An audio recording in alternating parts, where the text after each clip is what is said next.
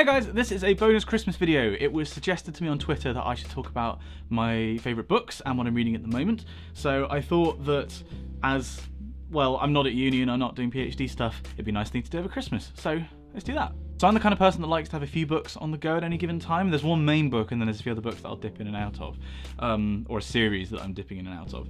The main book that I'm reading at the moment is Bernard Cornwell's Waterloo. I've only just started this. I'm on page 20, I think, but it's a book that's been sat on my bedside table for a long time. I know that he's a very good author. He wrote Sharp, for example. Too early to say if it's any good or not, so I can't really recommend it. The book that I just finished and the series that I'm taking a break from is Game of Thrones. I just finished A Feast for Crows. This one didn't take me very long at all, despite the fact that they're each about 800 pages long, and they never take me that long to read because I get to a point like 200 pages out from the end where I'm like, oh my god, I've got to know, I've just got to know, I've got to keep going. So you end up staying up until like 3 in the morning reading. I am a big fan of Stannis the Manus. Equally, I actually stand by the Hound. I think he's a very complex character, and there's a whole bunch of different hypotheses about. I don't want to ruin it for people who haven't read the books, but for example, the Gravedigger hypothesis. I'd equally love Clegane Bowl to be a thing. Yeah, I'm going to be reading, after I finish reading Waterloo, I'm going to be reading Dance of Dragons. The last fiction book that I'm reading at the moment is Consider Phlebas, which is the first book by Ian M. Banks. Obviously, Ian Banks died quite recently, and that was actually what ticked this off in my head. I know that he's meant to be a very good science fiction author, and I thought that it'd be worth giving it a go. Also,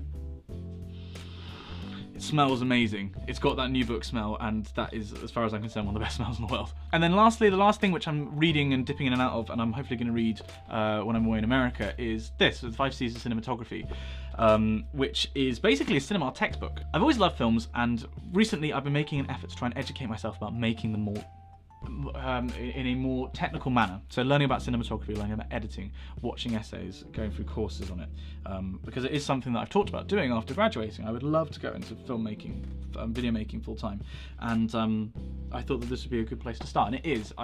This book has been excellent. I'm about halfway through, and it's really, really good stuff, this. Now we come to the more difficult topic of my favourite books. I have before been quoted as saying that Gerald Durrell's My Family and Other Animals, this is the copy that I was given when I was a kid, is my favourite book. And I think if I had to pick one, it would be a good place to start, because it's just phenomenally enjoyable. It's for what it is, which is a memoir, effectively, and a call to arms for conservation.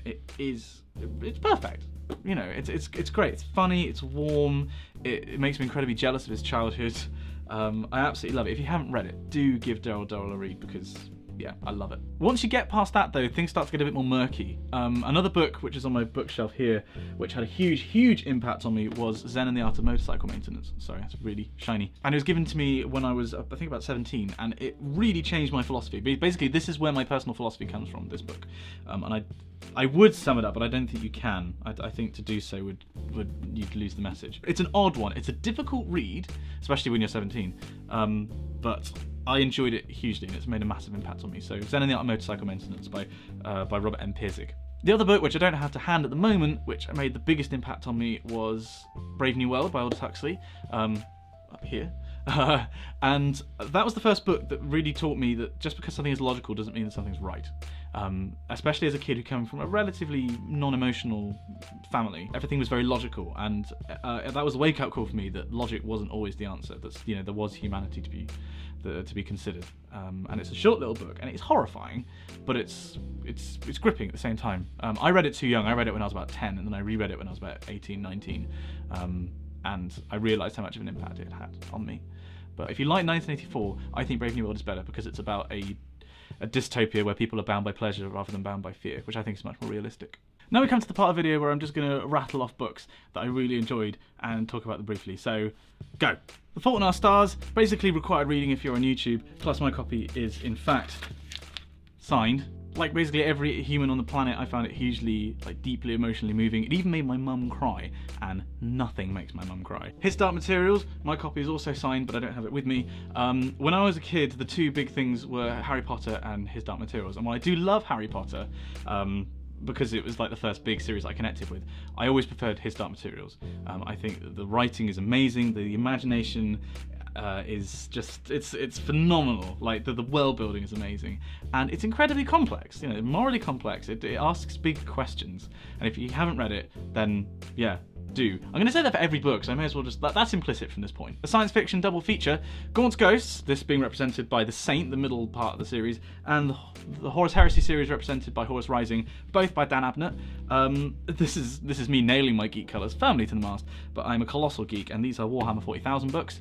I really don't like it when people put down fiction based on established universes. Just because they're based in a universe, it doesn't lessen the books themselves. They are hugely entertaining. They are pulpy. You know, these books are fast action. A lot of killing happens because it is military sci-fi.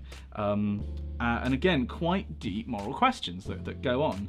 Dan Abnett is a really good author who just happens to write books set in the 40k universe, in the same way that other authors are really good authors that just write books set in the real universe. Basically, if you like sci-fi action, then like Gaunt's Ghost is just the best. Also the Eisenhorn series. Brothers of the Snake as well. Oh god, so many. Still on sci-fi, but really the kind of science fact, actually, rather than science fiction. The Martian, by Andy Weir. If you are an engineer or scientist or mathematician or anything that involves logic and maths, then you will love this book. It's like, the best way that it's described is the XKCD comic that talks about it being like that scene from Apollo 13 where they make a square peg go into a round hole, but for 357 pages. It's amazing. Now for something completely different, Paradise Lost by John Milton. I set myself the challenge of reading this. For those of you who don't know, this is an epic poem that was written when was it written? Written in 1667. So it's Old English, not Shakespearean English, but Old English verse. The way I describe it to my friends is it's like literary dark chocolate. You don't want much, you want a little bit at a time, and when you do have a little bit at a time, it's really good. You have to savor it. Not one for everyone. If you feel like ambitious, then give it a go. And that's some more rapid fire ones, which are kind of honourable mentions, I guess, but there's no ranking really. So yeah. Long way around, excellent travel book. Brief History of Medicine, got it for my GCSE in history and absolutely loved it. Feynman's 6 Easy Pieces, given to me at Oxford after the summer school that I went to in 2008. Came with me when I went travelling and went up the Pyrenees, and which is why it's a bit raggedy.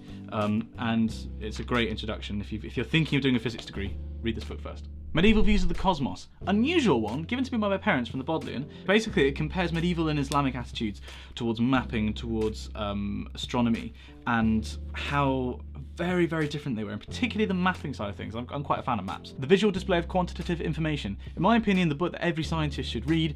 Unusual in that it's a textbook, and I actually just read it for pleasure. Really good. A Brief History of Nearly Everything by Bill Bryson.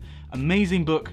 Again, if you're thinking of doing a science degree at uni, then go and read this first, because I loved it. Alex's Adventures in Numberland by Alex Bellos, the book that got me into maths, which is convenient because, you know, it was just before I started doing my maths PhD. The Strangest Man, which is a biography of Paul Dirac, who was a Bristolian physicist and undoubtedly one of the strangest scientists in history. Also, definitely the best scientific biography, actually the best biography I've ever read. If you're into biographies or you're into science, give this book a read. Really interesting. And that's it. My camera battery is about to die, so apparently that's a good place to stop talking about books. I could go on forever and ever. But please, leave in the comments if you have opinions, like very strong opinions, possibly if you disagree with some of my choices, leave them down in the comments. And also, I'd be interested to hear what are your favourite books, because I'm always looking out for more stuff to read, and there are only 2 more Game of Thrones books left, so I need recommendations. Thanks very much for watching. I hope you're having a great Christmas, and I look forward to talking to you all in the comments. Quantum by Manjit Kumar. This is a book about the historical development of quantum mechanics, and it is possibly the best popular science account I've ever read. Having now started singing, because I didn't sing before I came to Exeter, and I, in the past 2 years, have been made aware of this like whole new world of music that's really good, that's written about Christmas. So what I've done is, I have made a playlist